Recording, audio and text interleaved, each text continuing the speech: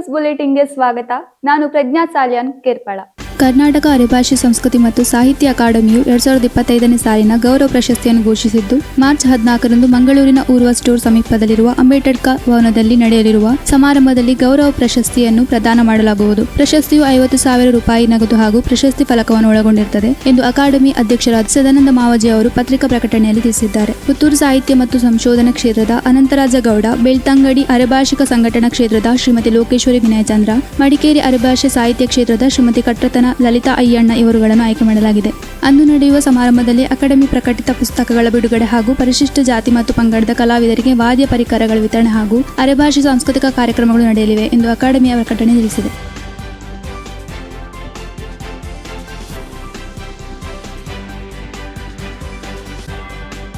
ಸಮಾಜದಲ್ಲಿ ಹೇಗೆ ನ್ಯಾಯಯುತವಾಗಿ ಬದುಕಬೇಕೆಂದು ತಿಳಿಸಿದ ಪಾಠ ಪುಸ್ತಕ ಭಗವದ್ಗೀತೆ. ಇದರ ಅಧ್ಯಯನ ವಿದ್ಯಾಸಂಸ್ಥೆಗಳಲ್ಲಿ ಆಗುತ್ತಿರುವುದು ಅತ್ಯಂತ ಸಂತೋಷದಾಯಕ. ಇದು ನಿರಂತರ ನಡೆಯುತ್ತಿರಲಿ ಎಂದು ಕಾಸರಗೋಡು ಎಡನೀರು ಮಠದ ಸಚ್ಚಿದಾನಂದ ಭಾರತಿ ತೀರ್ಥ ಸ್ವಾಮೀಜಿಯವರು ಹೇಳಿದರು. ಜಾಲ್ಸೂರು ವಿನೋಬನಗರ ವಿವೇಕಾನಂದ ವಿದ್ಯಾಸಂಸ್ಥೆಯಲ್ಲಿ ಭಗವದ್ಗೀತೆ ಅಧ್ಯಯನ ನಡೆಯುತ್ತಿದ್ದು, ಅದರ 18 ಅಧ್ಯಾಯಗಳ ಒಂದು ಆವೃತ್ತಿ ಪೂರ್ಣಗೊಂಡ ಪ್ರಯುಕ್ತ ಆಯೋಜಿಸಲಾದ ಗೀತಾಜ್ಞಾನ ಯಜ್ಞದ ಸಂದರ್ಭದಲ್ಲಿ ಭಾಗವಹಿಸಿದ ಸ್ವಾಮೀಜಿಯವರು ಬಳಿಕ ಆಶೀರ್ವಚನ ನೀಡಿದರು. ಬೆಳಿಗ್ಗೆ 9 ಗಂಟೆಯಿಂದ ಪುರೋಹಿತ ಶ್ರೀವರ ಪಾಂಗಣ್ಣಯವರ ನೇತೃತ್ವದಲ್ಲಿ ಗೀತಾಜ್ಞಾನ ಯಜ್ಞ ಆರಂಭಗೊಂಡಿತು. ವಿದ್ಯಾಸಂಸ್ಥೆಯ ವಿದ್ಯಾರ್ಥಿಗಳು ಈ ಸಂದರ್ಭದಲ್ಲಿ ಭಗವದ್ಗೀತೆ ಪಠಣ ಮಾಡಿದರು. ವಿದ್ಯಾರ್ಥಿಗಳ ಪೋಷಕರು ಭಾಗವಹಿಸಿದರು. ಮಧ್ಯಾಹ್ನ 12ರ ಸುಮಾರಿಗೆ ಎಡನೀರು ಸ್ವಾಮೀಜಿಗಳು ಆಗಮಿಸಿದರು. ಅವರನ್ನು ಪೂರ್ಣಕುಂಭದೊಂದಿಗೆ ಬರಮಾಡಿಕೊಳ್ಳಲಾಯಿತು. ಗೀತಾಜ್ಞಾನ ಯಜ್ಞದ ಪೂರ್ಣಾಹುತಿಯಲ್ಲಿ ಭಾಗವಹಿಸಿದ ಶ್ರೀಗಳು ಬಳಿಕ ಆಶೀರ್ವಚನ ನೀಡಿದರು. ಗೀತಾಜ್ಞಾನ ಯಜ್ಞ ನೆರವೇರಿಸಿದ ಶ್ರೀವರ ಪಾಂಗಣ್ಣಯ್ಯ ಹಾಗೂ ಭಗವದ್ಗೀತೆ ಪಠಣದ ನೇತೃತ್ವದ ವಹಿಸಿದ ಪ್ರೌಢಶಾಲಾ ವಿಭಾಗದ ಮುಖ್ಯೋಪಾಧ್ಯಾಯ ಗಿರೀಶ್ರನ್ನು ಗೌರವಿಸಲಾಯಿತು. ವಿವೇಕಾನಂದ ವಿದ್ಯಾಸಂಸ್ಥೆಯ ಆಡಳಿತ ಮಂಡಳಿ ಅಧ್ಯಕ್ಷ ನಾ ಸೀತಾರಾಮ ಸ್ವಾಗತಿಸಿದರು. ಸಂಸ್ಥೆಯ ಪರಿಚಯ ಮಾಡಿದರು. ಸಂಸ್ಥೆಯ ಕೋಶಾಧಿಕಾರಿ ಸುಧಾಕರ ಕಾಮತ್ ವಂದಿಸಿದರು. ಶಿಕ್ಷಕಿ ಪಾವನ ಕಾರ್ಯಕ್ರಮ ನಿರೂಪಿಸಿದರು. ಈ ಸಂದರ್ಭದಲ್ಲಿ ಸಂಸ್ಥೆಯ ಸಂಚಾಲಕ ಡಾಕ್ಟರ್ ಗೋಪಾಲಕೃಷ್ಣ ಭಟ್ ಕಾಟೂರು, ಸದಸ್ಯರುಗಳಾದ ಪುರುಷೋತ್ತಮ ಕಿರ್ಲಾಯ, ಶ್ಯಾಮ್ ಪ್ರಸಾದ್ ಅಡ್ಯಂತಡ್ಕ,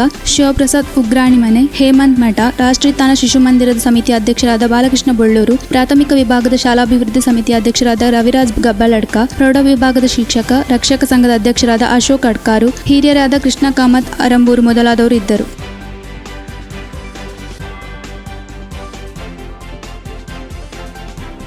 ಸುದ್ದಿ ನ್ಯೂಸ್ ಬುಲೆಟ್ನಲ್ಲಿ ಈಗ ಪುಟ್ಟದೊಂದು ವಿರಾಮ.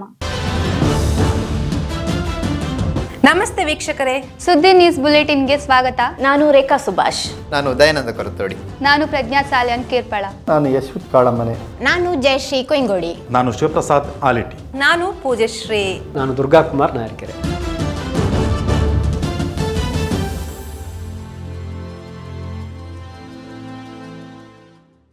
ವಿರಾಮದ ಬಳಿಕ ಮತ್ತೆ ಸುದ್ದಿ ನ್ಯೂಸ್ ಬುಲೆಟಿನ್ಗೆ ಸ್ವಾಗತ. ಮಡಪಾಡಿ ಗ್ರಾಮದ ಹಾಡಿಕಲ್ಲಿನಲ್ಲಿ ತಮ್ಮ ಬೇಡಿಕೆ ಈಡೇರದ ಕಾರಣ ಮತದಾನ ಬಹಿಷ್ಕರಿಸುತ್ತಿದ್ದೇವೆ ಎನ್ನುವ ಬ್ಯಾನರ್ನನ್ನು ಸ್ಥಳೀಯರು ಅಳವಡಿಸಿದ್ದಾರೆ. ಮಡಪಾಡಿ ಗ್ರಾಮದ ಹಾಡಿಕಲ್ಲು ನಿವಾಸಿಗಳಾದ ನಾವು ಸುಮಾರು 20 ವರ್ಷಗಳಿಂದ ಸೇತುವೆ ಸಮಸ್ಯೆಯನ್ನು ಶಾಸಕರಿಗೆ ಹಾಗೂ ಸಚಿವರ ಬಳಿಗೆ ಮನವಿ ಮಾಡಿಕೊಂಡರೂ ಯಾವುದೇ ಸ್ಪಂದನೆ ದೊರೆಯದೇ ಇರುವ ಕಾರಣ ಸೇತುವೆ ಮಾಡಿಸುವುದೆಂದು ಗುದ್ದಲಿ ಪೂಜೆ ಮಾಡಿಸಿ ಲಾಡು ತಿಂದು ಚಪ್ಪಾಳೆ ಗಿಟ್ಟಿಸಿಕೊಂಡು ಹೋದ ರಾಜಕಾರಣಿಗಳಿಗೆ ಧಿಕ್ಕಾರ ಎಂದು ಸ್ಥಳೀಯರು ಬ್ಯಾನರ್ ಹಾಕಿದ್ದು, ಸುಮಾರು 35ಕ್ಕೂ ಹೆಚ್ಚು ಮಂದಿ ಈ ಕುರಿತು ಬೇಡಿಕೆಗೆ ಸಹಿ ಹಾಕಿದ್ದಾರೆ. ಸೇತುವೆ ಬೇಡಿಕೆ ಕುರಿತಾದ ಮನವಿಯನ್ನು ಜನಪ್ರತಿನಿಧಿಗಳಿಗೆ, ಇಲಾಖೆಗಳಿಗೆ ಸಲ್ಲಿಸಲಾಗಿದೆ. ಪ್ರಧಾನಮಂತ್ರಿಯವರಿಗೂ ಟ್ವೀಟ್ ಮಾಡಲಾಗಿದೆ ಎಂದು ಕಾರ್ತಿಕ್ ಗೌಡ ಹಾಡಿಕಲ್ಲು ತಿಳಿಸಿದ್ದಾರೆ.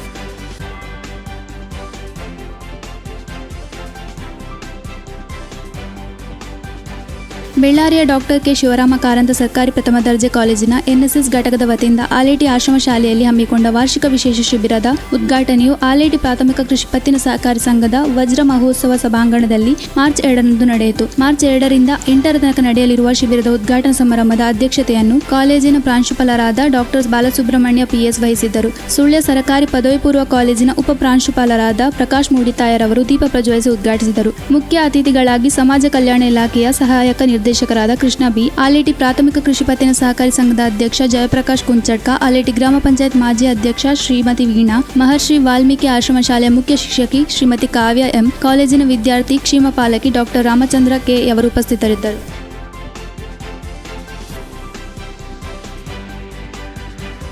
ನಾನು ಕುಕ್ಕೆ ಸುಬ್ರಹ್ಮಣ್ಯ ದೇವರ ಭಕ್ತ. ನನ್ನ ಜಾತಕದಲ್ಲಿ ಕಂಡಂತೆ ಪ್ರತಿ ತಿಂಗಳು ಆಶ್ಲೇಷ ಬಲಿ ಪೂಜೆಯನ್ನು ಮಾಡಬೇಕೆಂದು ಕಂಡು ಬಂದಿದ್ದು, ಅದೇ ರೀತಿ ಸುಳ್ಯದ ಎಂಬಿ ಸದಾಶಿವರವರು ಪ್ರತಿ ತಿಂಗಳು ಆಶ್ಲೇಷ ಬಲಿ ಪೂಜೆ ಮಾಡಿಸಿ ನನಗೆ ಪ್ರಸಾದ ಕಳುಹಿಸಿ ಕೊಡುತ್ತಿದ್ದು ಮತ್ತು ನಾನು ಅನುಕೂಲಕ್ಕೆ ತಕ್ಕಂತೆ ಆಗಾಗ ಕುಕ್ಕೆಗೆ ಬಂದು ಆಶ್ಲೇಷ ಬಲಿ, ತುಲಾಭಾರ ಹಾಗೂ ಮಹಾಪೂಜೆಯಲ್ಲಿ ಪಾಲ್ಗೊಂಡು ಬರುತ್ತಿದ್ದೇನೆ. ಅದೇ ರೀತಿ ನಾನು ನನ್ನ 93ನೇ ವಯಸ್ಸಿನಲ್ಲಿ 91 kg ಭಾರದಲ್ಲಿ ಅಕ್ಕಿ, ಬೆಲ್ಲ, ತೆಂಗಿನಕಾಯಿಯಲ್ಲಿ ತುಲಾಭಾರ ಸೇವೆ ಮಾಡಿಸಿದ್ದೇನೆ ಎಂದು ಮಾಜಿ ಪ್ರಧಾನಿ ದೇವೇಗೌಡ ಹೇಳಿದರು. ಅವರು ಮಾರ್ಚ್ 2ರಂದು ಸುಬ್ರಹ್ಮಣ್ಯದಲ್ಲಿ ಪತ್ರಕರ್ತರನ್ನು ಉದ್ದೇಶಿಸಿ ಮಾತನಾಡಿದರು. ಕೇಂದ್ರ ಸರ್ಕಾರವು ಹಲವು ಮಿತ್ರ ಪಕ್ಷಗಳೊಂದಿಗೆ ಎನ್ಡಿಎಯಲ್ಲಿ ಮೋದಿಯವರ ನಾಯಕತ್ವದಲ್ಲಿ ರಾಷ್ಟ್ರದಲ್ಲಿ ಉತ್ತಮ ಜನಪರ ಯೋಜನೆಗಳೊಂದಿಗೆ ಕೆಲಸ ಮಾಡುತ್ತಿದ್ದು ಶ್ಲಾಘನೀಯ ವಿಷಯ. ನಮ್ಮ ಜೆಡಿಎಸ್ ಎನ್ಡಿಎ ಜೊತೆಗಿದ್ದು ಮುಂದಿನ ದಿನಗಳಲ್ಲಿ ಜೊತೆಯಾಗಿ ಸಾಗಲಿದ್ದೇವೆ. ಆದ್ದರಿಂದ ನಮ್ಮ ಮೈತ್ರಿ ನಿರಾತಂಕ ಎಂದು ದೇವೇಗೌಡ ಹೇಳಿದರು.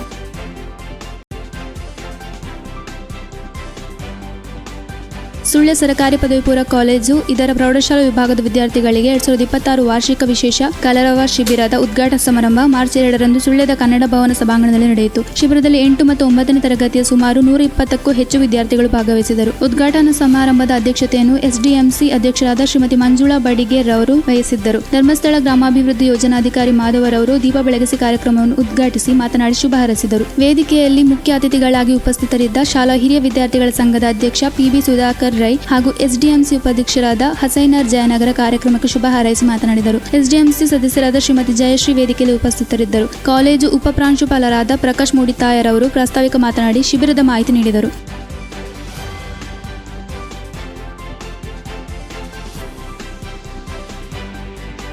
ಕೇನ್ಯ ಗ್ರಾಮದ ದಿವಂಗತ ವೆಂಕಟಗೌಡ ಚೆನ್ನಕಜೆ ಅವರ ಧರ್ಮಪತ್ನಿ ಶ್ರೀಮತಿ ಪುಟ್ಟಮ್ಮ ಚೆನ್ನಕಜೆ ಮಾರ್ಚ್ 2ರಂದು ಸ್ವಗೃಹದಲ್ಲಿ ನಿಧನರಾದರು. ಇವರಿಗೆ 96 ವರ್ಷ ವಯಸ್ಸಾಗಿತ್ತು.